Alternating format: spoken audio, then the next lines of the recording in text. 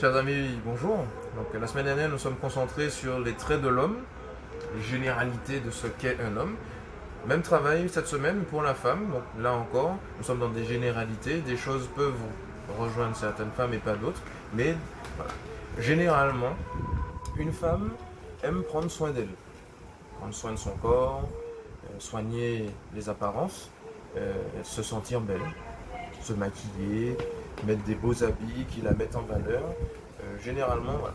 Parfois, ça frise un peu le narcissisme. Euh, le côté un peu fier, voilà, je sais que je suis belle, donc j'en fais des tonnes. Mais, en tout cas, d'une manière générale, une femme aime se sentir belle. Autre chose encore qui caractérise la femme, généralement, est le côté cérébral. Une femme est assez cérébrale, avec ce souci du détail aussi. Quand il y aura quelque chose de rose, une femme verra que c'est fuchsia, alors qu'un homme verra que c'est rose.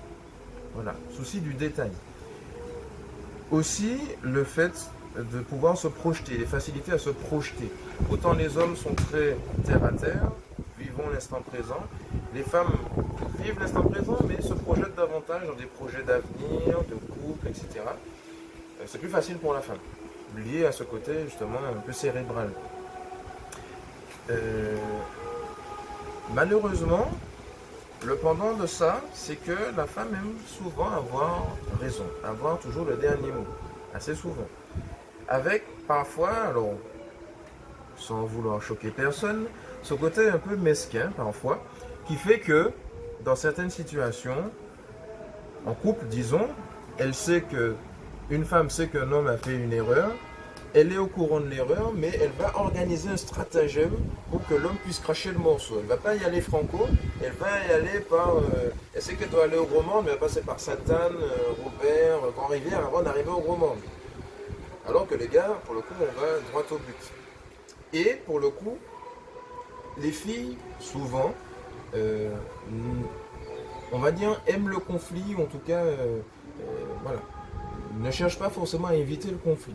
Alors que les gars, pour le coup, on ne se prend pas la tête. On préfère même parfois éviter le conflit. Alors que les femmes, souvent, elles vont attaquer le conflit. Tant qu'on n'a pas réglé le problème, on va rester là. Il faut qu'on en parle, sinon, voilà, elles n'arrivent pas à passer sur des choses tant qu'on n'en a pas parlé. Alors que les gars, on a déjà oublié la chose, même sans en avoir parlé. Donc ça, c'est des petites différences aussi qui existent entre hommes et femmes. Et puis une dernière chose, c'est des généralités, mais on ne peut pas tout voir. Par rapport à la vie spirituelle d'une femme, généralement les femmes auront une facilité plus prononcée à prier, à se rapprocher de Dieu, alors qu'un homme est donc plus dans les actes, dans le concret. Une femme facilement va se mettre à prier le chapelet, toujours lié à ce côté un peu cérébral de la femme, alors que l'homme, lui, aura plus de mal à prier, à faire un chapelet, à passer des heures en prière, alors que pour une femme, c'est quelque chose qui est souvent assez facile. Puisque, voilà, par nature, disons, la femme a cette facilité à prier. C'est un petit peu aussi comme ça que Dieu a voulu les choses. Donc voilà, quelques traits qui brossent un peu les traits de la femme, sans que ça ne dise tout de la femme, on est d'accord.